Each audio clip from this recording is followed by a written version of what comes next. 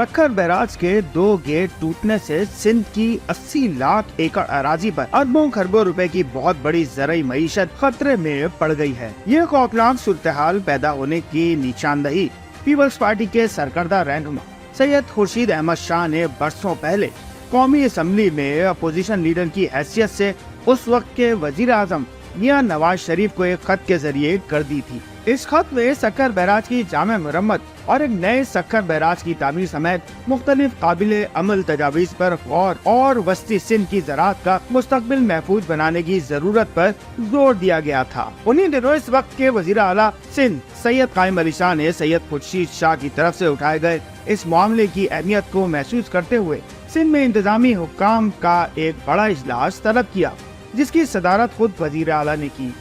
इस अहम तरीन इजलास में सैयद खुर्शीद शाह, निसार खोड़ो, मीर हजार खान बजारानी, मौजूदा वजीर आला सिंध मुराद अली शाह जो इन दिनों सूबाई मुशीर खजाना थे, माहिर आपाशी AGN काजी और साबिक सेक्रेटरी आपाशी शुजा जुनैजो और दीगर अहम शख्सियात शरीक हुई। इजलास में मुख्तलिफ तजावीज़ ज़ेरे गौर आईं। खास तौर पर सक्खर बैराज के बंद पड़े 10 दरवाजों की हंगामी मुरम्मत करके उन्हें खोलने और एक बाईपास सैलाबी नहर की तामीर जैसी इंतहाई अहम तजावीज़ ज़ेर गौर आईं।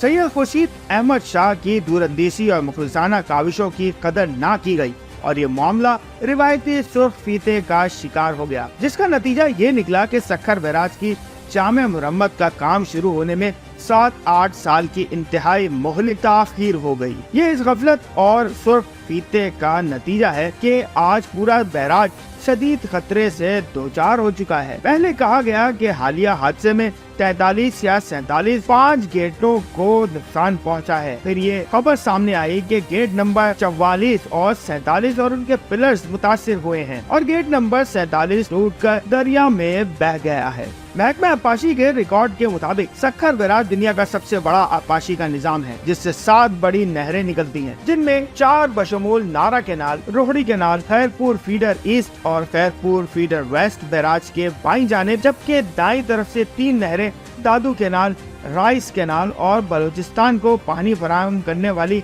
नॉर्थ वेस्ट कैनाल निकलती हैं। मुल्क भर की तरह इस वक्त सक्खर बैराज के कमांड एरिया में भी खरीफ की फसलों की बुआई उरूज पर है और ऐसे में बैराज पर पेश आने वाले हादसे और बड़े खतरे की वजह से तमाम गेट खोलना काश्तकारों के लिए बड़े नुकसान का बाइस बन गया है, क्योंकि इस हंगामी इकदाम की वजह से सक्खर बैराज की तमाम नहरों में पानी की शदीद कमी हो गई है और इसके नतीजे में सिंध की ज़राअत को बड़े नुकसान का खदशा है।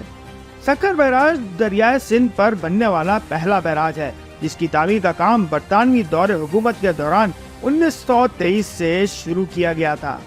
इसकी तामीर में 9 साल लगे और इसका मकसद आपाशी और सैलाब से बचाव है। माहिरीन के मुताबिक सक्खर बैराज अपनी मुद्दत कब मुकम्मल कर चुका, महज मरम्मत से काम नहीं चल सकता। नए बैराज की तामीर के सिवा कोई चारा नहीं। M2M उर्दू, जुड़े रहे विलट टू विलट।